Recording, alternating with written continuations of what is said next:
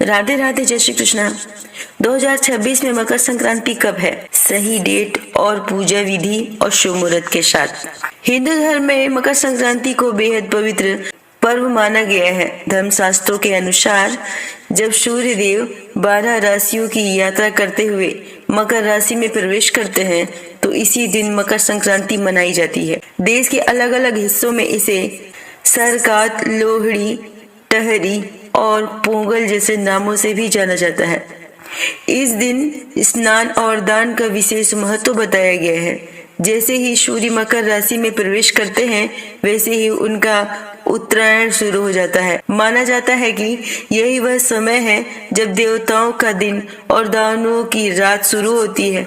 खर मास खत्म होता है और इसके साथ ही माघ मास शुरू हो जाता है, जिसमें सभी शुभ और मांगलिक काम दोबारा शुरू हो जाते हैं।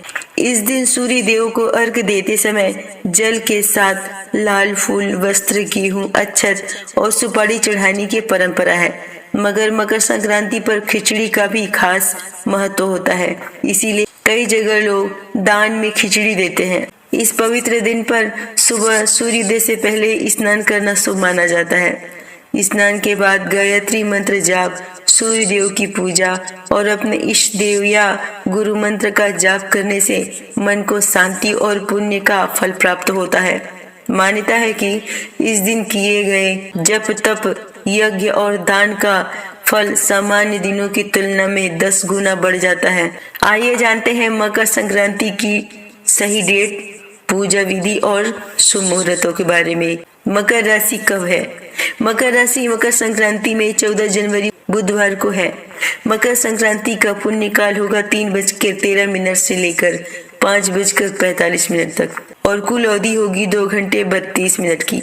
मकर संक्रांति का महापुण्य काल होगा 3:13 से लेकर 4:58 तक और कुल अवधि होगी 1 घंटा 45 मिनट। मकर संक्रांति का क्षण होगा 3:13 पर। मकर संक्रांति की पूजा की विधि। मकर संक्रांति के दिन सबसे पहले सूर्योदय से पहले उठकर पवित्र नदी में स्नान करना शुभ माना जाता है। अगर नदी में स्नान संभव न हो तो नहाने के पानी में थोड़ा सा गंगा जल मिलाकर स्नान कर लें। इसके बाद साफ सुथरे कपड़े पहने और माथे पर रोली और चावल का टीका लगाएं। पूजा के लिए एक तांबे के लोटे में जल भरे और उसमें रोली, फूल, गुड़ और काले तिल डालें। पूर्व दिशा की ओर मुंह करके खड़े हो और उगते सूर्य को ओम सूर्याय नमः मंत्र का जाप करते हुए अर्घ अर्पित करें। इसके बाद सूर्य देव की पूजा करें, उन्हें तिल के लड्डू या खिचड़ी का भोग लगाएं और सूर्य चालीसा व कवच का पाठ करें। अंत में आरती उतारें। इस दिन दान पुण्य का भी विशेष महत्व होता है, इसीलिए तिल, खिचड़ी, गर्म कपड़े या किसी भी जरूरत की चीज गरीबों और जरूरतमंदों को दान करें।